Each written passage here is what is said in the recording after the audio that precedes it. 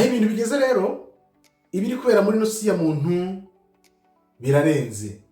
Ukuri kuri gusohoka hanze ku muvuduko w'urumuri, ngira ngo benshi wenda baracyasinzire ntibazi ibiri kuba, ariko aho isi igeze n'umuvuduko w'ukuri biragaragara neza ko tugenda dusatira igihe cyo kugaruka k'umwami wacu Kristo.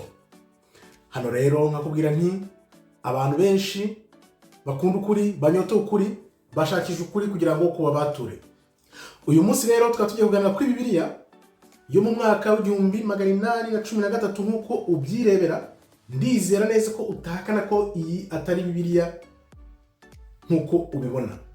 Muri iyi Bibiliya rero hakaba hari n'inyandiko igaragaza imyaka yari ishize kuva kuri Adamu kugeza kuri Kristo mu mwaka w'1814. Bikaba bigaragaza rero ko mu mwaka w'2022 twari dufite umwaka w'5998.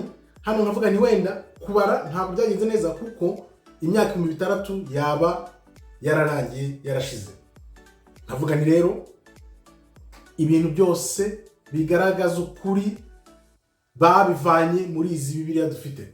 Nukuvuga ngo urebye ibintu byinshi byagiye bivanwa muri Bibiliya, akaba ariyo mpamvu tugerageza gushakisha ukuri ntibikunde kuko tudafite inyandiko za nyazo batarazihindura.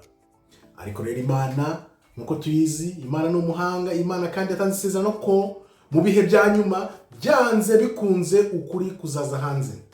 Niko kuri kuza hanze umunsi ku munsi.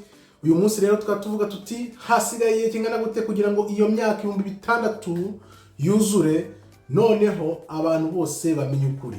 Wakunda ukuri, wakwanga ukuri, uko waba umeze kose, tuzi neza ko Kristo nagaruka abantu bose bazamwambaza, bazapfukama, amaso yose azamubona, amavi yose azamupfukamira, wabyanga wabyemera. Igihe niki rero cyo gushaka ukuri, gukunda ukuri.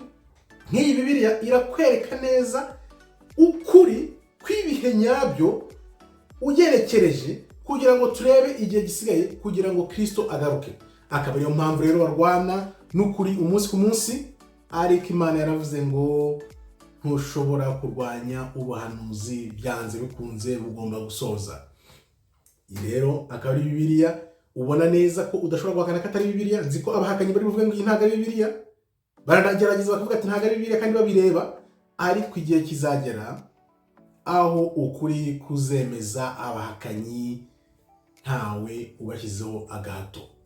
Murakoze rero, Imana ikomeze ibarinde. Shalom, shalom, shalom.